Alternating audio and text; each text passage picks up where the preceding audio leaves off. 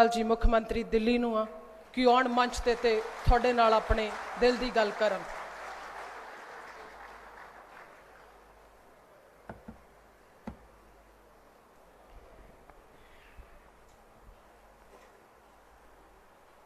आज यहाँ पे आए हुए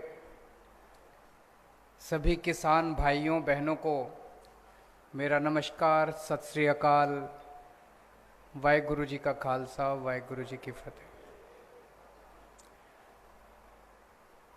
आज सुबह जब मैं पंजाब पहुंचा तो बड़े दुख की खबर सुनने को मिली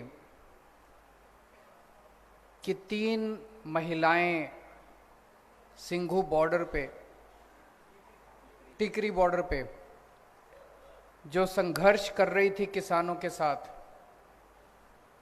एक ट्रक ने उन तीनों को कुचल दिया और उन तीनों की मौके के ऊपर उन तीनों की मौत हो गई। सबसे पहले मैं उन तीनों को श्रद्धांजलि अर्पित करता हूं। भगवान से प्रार्थना करता हूं कि उन तीनों की आत्मा को अपने चरणों में स्थान दे और उनके जो परिवार वाले हैं उनको इतना बड़ा दुख सहने की शक्ति दे। जो दोषी लोग हैं, जो ट्रक ड्राइवर है या जो भी लोग हैं, उनको तुरंत सरकार गिरफ्तार करके कड़ी से कड़ी सजा दे।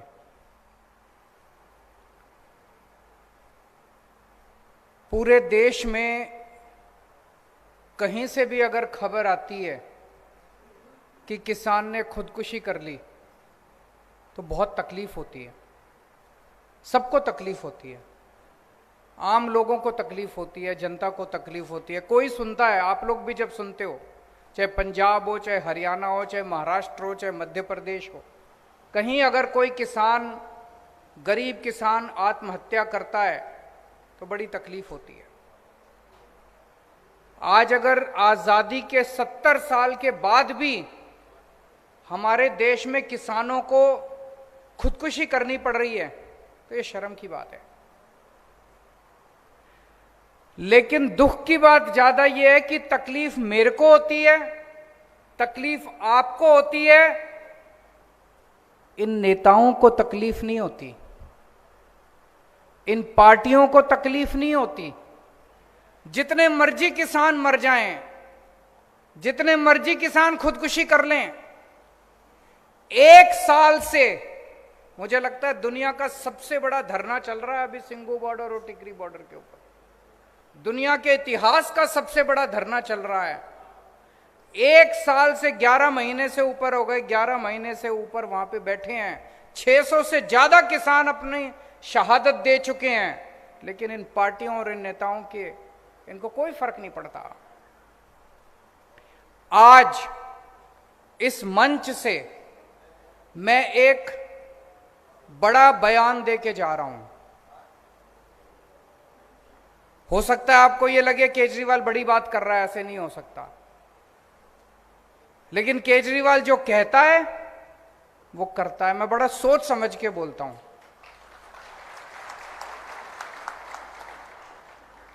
मैं पूरी जिम्मेदारी के साथ आम आदमी पार्टी की तरफ से आपको यह विश्वास दिलाता हूं, फरवरी के महीने में चुनाव है, मार्च के महीने में नतीजे आ जाएंगे।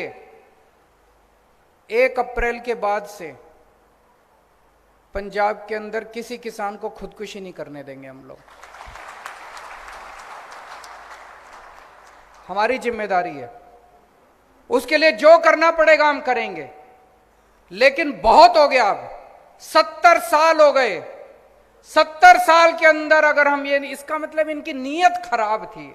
ऐसा नहीं कि ये हो नहीं सकता, इनकी नीयत खराब थी। पहले कहते थे स्कूल ठीक नहीं हो सकते, सरकारी स्कूल, दिल्ली में करके दिखा दिए। पहले कहते थे सरकारी अस्पताल ठीक नहीं हो सकते थे, दिल्ली में करके दिखा दिया। मैंने दिल्ली में जब पहला चुनाव लड़ा, मैंने कहा मैं बिजली फ्री कर दूंगा, मेरा मजाक उड़ाते थे ये सारे पार्टी वाले। दिल्ली में करके दिखाई कि नहीं दिखाई? आज मैं आपको वादा करके जा रहा हूं, 1 अप्रैल के बाद से पंजाब के अंदर कोई किसान खुदकुशी नहीं करेगा। किसी किसान को हम खुदकुशी नहीं करने देंगे। अभी थोड़े दिन मैंने पढ़ा, मैं पंजाब की खेती के बारे में हम सब लोग मिलके पूरी प्लानिंग कर रहे हैं, बहुत बड़ी प्लानिंग है। मैं 1 महीने बाद फिर आऊंगा, वो सारी प्लानिंग आपके सामने रखूंगा और आपको यकीन दिलाऊंगा कि जो मैं कह रहा हूं वो ठीक कह रहा हूं। लेकिन आज मैं अचानक इसलिए आया हूं क्योंकि मैंने अखबारों में पढ़ा कि पंजाब के अंदर भी जैसे दिल्ली में बेमौसम बारिश की वजह से फसलें बर्बाद हो गई, पंजाब के अंदर भी बेमौसम बारिश की वजह से फसलें बर्बाद हो गई। पंजाब के अंदर भी गुलाबी सुंडी की वजह से फसलें बर्बाद हो गई और उसके ऊपर कोई कार्रवाई नहीं कर रही सरकार, ऐसा मैंने अखबारों में पढ़ा। इसलिए मैं उस मुद्दे के लिए आज यहां पे आया हूं। फिर अखबार में मैंने पढ़ा, चन्नी साहब नए मुख्यमंत्री बने हैं। चन्नी साहब एक गांव में गए जहां पे गुलाबी सुंडी फसल बर्बाद हुई थी और वहां पे एक किसान को गले लगा लिया। उस किसान का नाम भी नाम याद नहीं आ रहा मेरे को। हाँ जी, हरप्रीत। उस किसान को गले लगा लिया और बोले मैं मुआवजा दूंगा, जिन जिन किसानों की फसलें बर्बाद हुई है सबको मुआवजा मिलेगा। सारे गांव के लोग बड़े खुश हो गए, उनको लगे यार अब एक मुख्यमंत्री आया है। अभी 1 हफ्ता पहले अखबार में खबर छपी, वो बेचारा हरप्रीत कह रहा है जी गले तो लगा लिया मेरे को, सारी बसों के पीछे फोटो भी चिपका दी मेरी गले लगते हुए। बोले 1 महीना हो गया अभी तक मुआवजा नहीं मिला। जिसको गले लगाया उसको भी मुआवजा नहीं दिया, जिस गांव में गले लगाया उस गांव के लोगों को भी मुआवजा नहीं दिया। मैं चन्नी साहब को, कई लोग मेरे को आते हैं, मेरे को कहते हैं चन्नी साहब आजकल आम आदमी की नकल कर रहे हैं। मैं चन्नी साहब को कहना चाहता हूं, चन्नी साहब आम आदमी की नकल करना बड़ा आसान है, अमल करना बड़ा मुश्किल है। वादे करने बड़े आसान हैं, वादे निभाने बड़े मुश्किल हैं। हम आम आदमी पार्टी वाले जो वादे करते हैं वो वादे पूरे भी करते हैं। तो मैं चन्नी साहब से अपील, और फिर मैं पंजाब की जनता को भी कहना चाहता हूं कि भाई जब ओरिजिनल आपके सामने खड़ा है तो फिर डुप्लीकेट को वोट देने से क्या फायदा।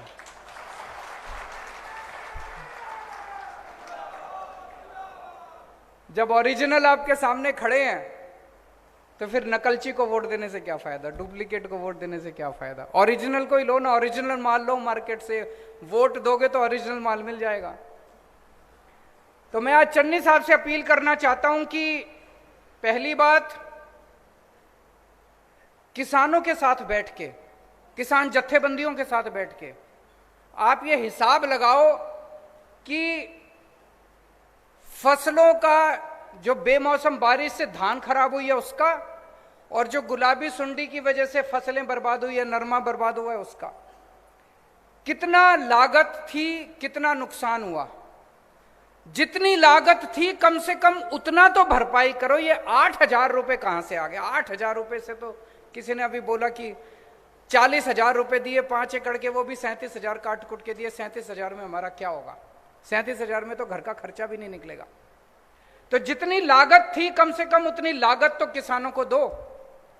दिल्ली में हम दे रहे हैं। दिल्ली में 2015 में मेरी सरकार बनी, फरवरी के महीने में। अप्रैल के महीने में मेरे पास किसान आए, बोले जी हमारी फसल बर्बाद हो गई। मैं किसानों के साथ उनके गांव में गया, गांव के अंदर ही मीटिंग बुलाई सारे किसानों की। वहीं पे उन्होंने मेरे को सारी कैलकुलेशन करके दी। कैलकुलेशन करके उन्होंने बताया जी 18,000 रुपए एकड़ के हिसाब से हमारा नुकसान हुआ है। वहीं पे उसी गांव के अंदर अफसरों को हमने ऑर्डर करा, 20,000 रुपए एकड़ के हिसाब से हमने ऐलान कर दिया, और 3 महीने के अंदर, ऐसा नहीं कि ज्यादा, 3 महीने के अंदर सबके अकाउंट के अंदर पैसा चला गया। उसके बाद से लेके हमने पॉलिसी बना दी, तब से लेके आज तक जितनी बार पिछले 7 साल के अंदर दिल्ली के अंदर किसानों की फसलें बर्बाद हुई है, हमने 20,000 रुपए एकड़ के हिसाब से उनको मुआवजा दिया है। तो मैं चन्नी साहब से कहना चाहता हूं, अपील करना चाहता हूं कि आप भी जितना बर्बाद जो फसल की लागत है, उस लागत को कम से कम आप इनको दो। और मैं पंजाब के किसानों को कहना चाहता हूं कि अगर चन्नी साहब आपको आपकी लागत नहीं देते,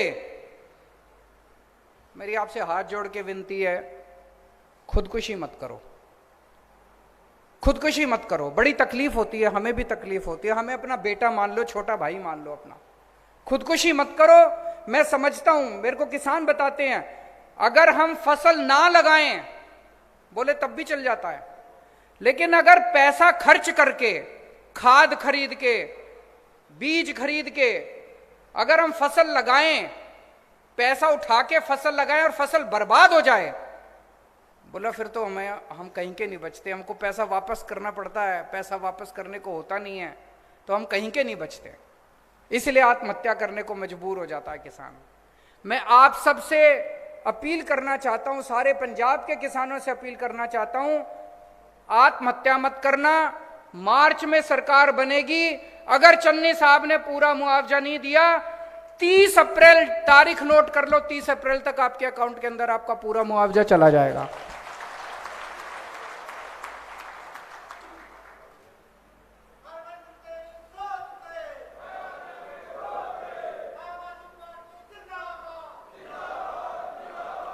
दूसरा, जितने मजदूर हैं, जिन मजदूरों ने खेत में काम किया, फसल बर्बाद हो गई, जमींदार बेचारा मजदूरों को भी पैसे नहीं दे पाता, मैं उन मजदूरों को भी कहना चाहता हूं कि आप भी चिंता मत करो, आपको भी उचित मुआवजा। कितना मुआवजा देंगे?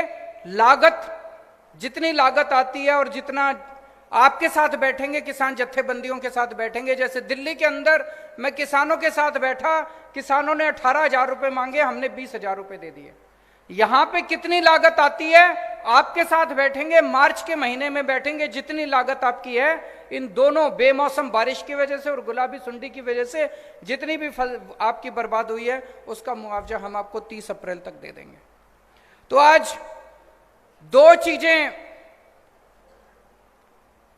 ऐलान कर रहा हूं। एक तो ये, 1 अप्रैल के बाद से पंजाब के अंदर किसी किसान को आत्महत्या नहीं करने देंगे, और दूसरा, जितना आपकी लागत आती है, अगर कभी भी भविष्य के अंदर फसल बर्बाद होती है, आम आदमी पार्टी की सरकार बनने के बाद अगर कभी भी फसल बर्बाद होती है, जो लागत है उस लागत के हिसाब से आपको उचित मुआवजा दिया जाएगा। और तीसरी चीज, अभी अगर चन्नी साहब आप लोगों को उचित मुआवजा नहीं देते, कृपया हाथ जोड़ के अपील है, आप कोई गलत कदम मत उठा लेना। 30 अप्रैल तक आपके अकाउंट के अंदर हम मुआवजा आपके अकाउंट के अंदर डलवा देंगे। अभी आप सब लोगों के मैं सुझाव सुन रहा था, बहुत अच्छे आप लोगों के सुझाव थे, मैं सारे मैंने नोट कर लिए। एक आया कि नकली दूध बिक रहा है बहुत ज्यादा, अगर नकली दूध बंद कर दिया जाए तो बहुत सारे किसान हैं जो डेयरी के जरिए उनकी इनकम भी बढ़ेगी और लोगों को असली दूध पीने को मिलेगा। इसको जरूर लागू करेंगे। एक सुझाव आया, पशुओं का बीमा कराना चाहिए, बहुत अच्छा सुझाव है। एक किसी ने, शायद हमारा दिल्ली का वो जो हमने घोल बनाया है, पराली, अभी एक किसान पराली जलाने के लिए मजबूर होता है, मजबूरी में जलानी पड़ती है। एक किसान भाई ने बताया कि जी सबसे ज्यादा जब वो किसान अपने खेत की पराली जलाता है, सबसे ज्यादा धुआं तो उस किसान के परिवार को झेलना पड़ता है, वो किसान बीमार होता है उस धुएं की वजह से। दिल्ली के अंदर हमने क्या किया, हमने घोल बनाया है, उस घोल को अगर आप अपने खेत में छिड़क दो तो आपकी पूरी वो जो पराली है वो गल जाती है और गल के खाद बन जाती है वो 10 से 15 दिन के अंदर। और उसके अंदर वो उसके बाद वो खाद जो है वो आपके खेत को और ज्यादा उपजाऊ करती है, आपकी अगली फसल जो है वो और बढ़ती है। ये घोल, पूरा घोल दिल्ली सरकार अपने पैसे पे बनवाती है और अपने पैसे पे पूरी दिल्ली के सारे किसानों के खेत में फ्री छिड़काव करती है। ये हम पंजाब में भी करेंगे। आपको पराली जलाने की जरूरत नहीं पड़ेगी, आपके खेतों के अंदर उस घोल का छिड़काव फ्री में करेंगे। लेकिन एक और बड़ी मजे की बात है, पंजाब के अंदर मैंने कई लोगों से बात करी, पराली से कोयला बनता है, पराली से बिजली बनती है, पराली से गत्ता बनता है। और ये पंजाब के अंदर मैंने 6-7 ऐसी फैक्ट्रियां देखी हैं। उन सारे फैक्ट्री वालों को मैंने दिल्ली बुला के उनसे बात की।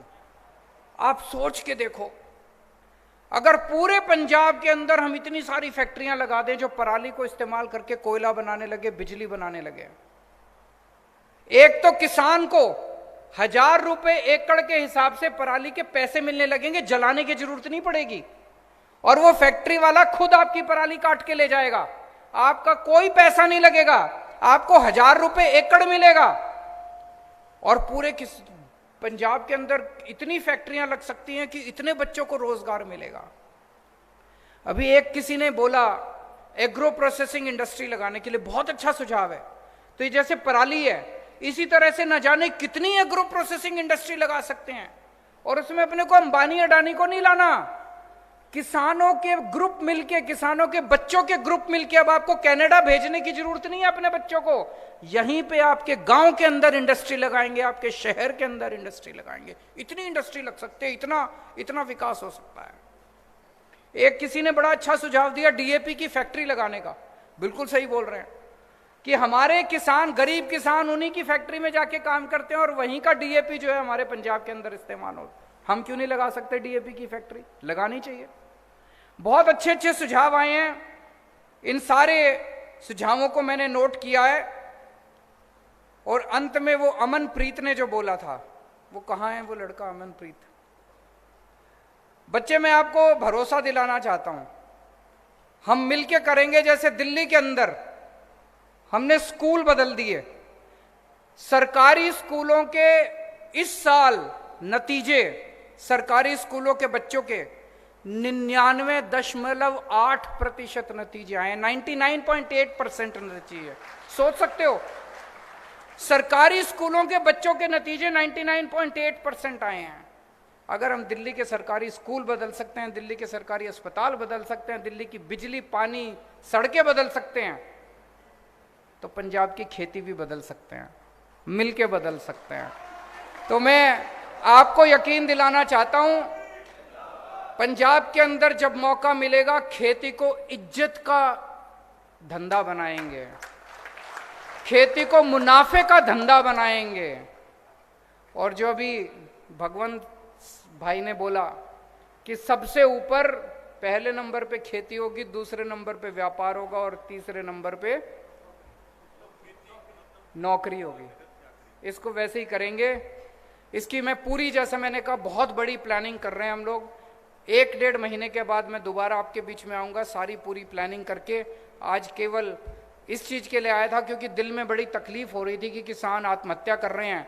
आज आपको ये कहने के लिए आया था, आत्महत्या मत कीजिए, इंतज़ार कीजिए। 6 महीने के बाद आम आदमी पार्टी की सरकार आ रही है, मिलके पंजाब को बदलेंगे।